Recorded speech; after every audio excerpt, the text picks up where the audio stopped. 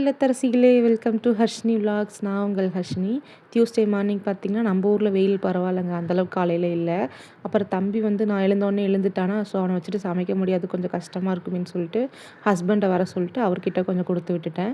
அவங்க தாத்தா பாட்டி கொஞ்ச நேரம் அவங்க கூட விளையாடிட்டு இருப்பாங்க இல்லையா, ஸோ கொடுத்து விட்டுட்டு டியூஸ்டே பார்த்திங்கன்னா நான் வந்து முள்ளங்கி சாம்பாரும் முட்டைக்கோஸ் பொரியலும் தான் பண்ணியிருந்தேன். டியூஸ்டே ஃப்ரைடே 2 நாளுமே நம்ம வீட்டில் எப்போயுமே சாம்பார் கம்பல்சரி வச்சுருவேன்.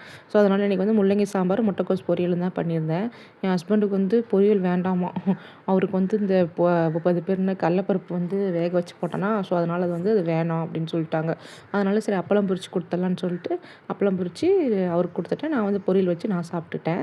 அப்புறம் பார்த்திங்கன்னா தம்பிக்கு வந்து பருப்பு எடுத்து வச்சுருந்தேன்னா, அந்த பருப்பில் வந்து நெய் ஊற்றி 2 ஜீரகம் போட்டு கொஞ்சமாக ஒரு பிஞ்ச் அளவுக்கு சால்ட் போட்டு ஒரு மிக்சியில் ஒரு ஓட்டு ஓட்டி கொடுத்துட்டேன்.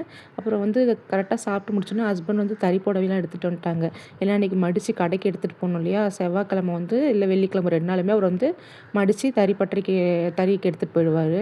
ஸோ அதனால் மடித்து முடிச்சதுக்கப்புறம் அந்த இடத்த பார்த்திங்கன்னா ஃபுல்லாக நூலாக இருக்குங்க. இதை கூட்டுறதே பெரிய டாஸ்க்காக இருக்கும். அப்புறம் ஒரு தூக்கத்தை போட்டுட்டு சாயங்காலம் எழுந்திரிச்சு அந்த துணிலாம் வந்து துவைக்க போட்டுடலான்னு சொல்லிட்டு கொஞ்சம் துணி தான் இருந்துச்சு. ஸோ அதையும் துவைச்சி காய போட்டுடலாம்னு சொல்லிட்டு காய போட்டுட்டேன். அப்புறம் ஃப்ரெஷ் ஆகிட்டு வந்துட்டு இன்றைக்கி வந்து டியூஸ்டே இல்லையா, ஸோ விளக்கு பொருத்தலான்னு சொல்லிட்டு சாமிக்கு தான் சாமி பாட்டு போட்டுட்டு ஃபுல்லாக விளக்கு பொருத்திட்டு இருந்தேன். விளக்கு பொருத்திட்டு ஒரு காஃபி வச்சு குடிச்சிட்டு கொஞ்ச நேரம் அப்படியே உட்காந்துருந்தேன். அதுவே ஒரு நல்லாயிருக்கும். இந்த மாதிரி டைமில் ஈவினிங் டைமில் காஃபி வச்சு குடிச்சிட்டு உட்காந்தா ஜாலியாக இருக்கும். Okay, thank you. புருஷன் லைக்